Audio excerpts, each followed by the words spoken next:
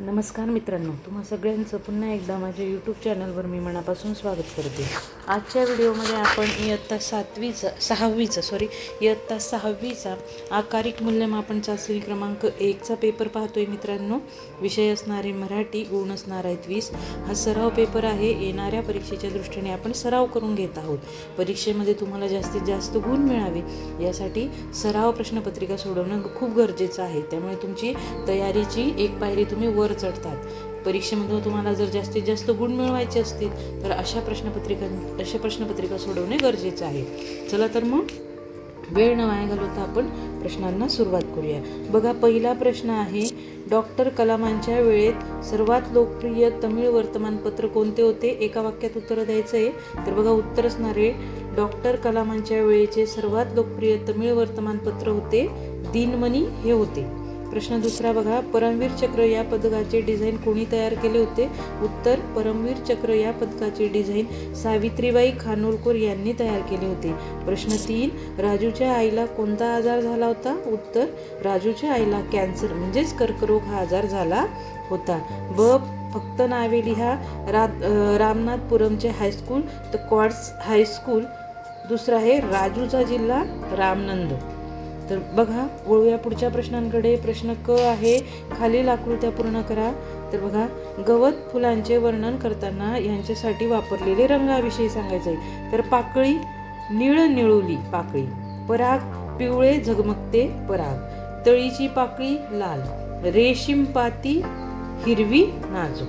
बघा, दुसरा आहे राजूचा प्रामाणिकपणा दिसून येणारे प्रसंग.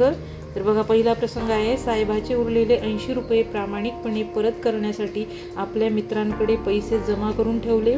तर दुसरा प्रसंग आहे, दवाखान्यात लोकांकडून गोळा झालेले उरलेले अन्न स्वतः न खाता प्रामाणिकपणे इतर गरीब आणि गरजू लोकांना वाटणे.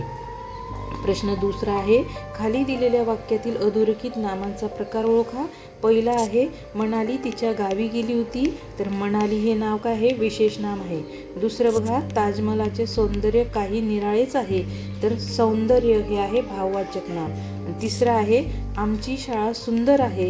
या शाळा हे सामान्य नाम आहे. बघा, 2 ते 3 वाक्यात उत्तरे लिहा. गुण असणार आहे 4. पहिला प्रश्न आहे, रामनाथपुरमला लेखकांचा जीव का रमत नव्हता? तर उत्तर, रामनाथपुरममध्ये रामेश्वरासारखे जिव्हाळ्याचे व प्रेमळ वातावरण नव्हते. लेखक डॉक्टर APJ अब्दुल कलाम यांना रामेश्वरमच्या परिचित वातावरणाची, आपल्या घराची आणि आईची तीव्र ओढ होती. तेथे त्यांना आईच्या हातच्या जेवणाची व मायाची सतत आठवण येत असे. म्हणून रामनाथपुरमला लेखकांचा जीव रमत नव्हता. प्रश्न दुसरं बघा, पोस्टमन आल्यावर बटालियनमध्ये झुंबळ का उडत असे? तर उत्तर बघा, सैनिक आपल्या कुटुंबापासून व गावापासून खूप दूर दुर्गम सरहद्दीवर देशाचे रक्षण करतात. त्यांनी आपल्या माणसांची, घराची सतत ओढ असायची. 8-15 दिवसातून एकदा पोस्टमन आला की आपल्या घरच्यांची खुशाली व सुखदुःखांचा सांगावं असणारे पत्र आपल्याला मिळेल या आशेने बटालियनमध्ये सैनिकांची झुंबड उडत असे. प्रश्न 3 पहा, खालील शब्दासाठी मराठी शब्द लिहा. पहिला आहे पेशंट, तर त्याला मराठीत म्हणतात रुग्ण किंवा आजारी माणूस.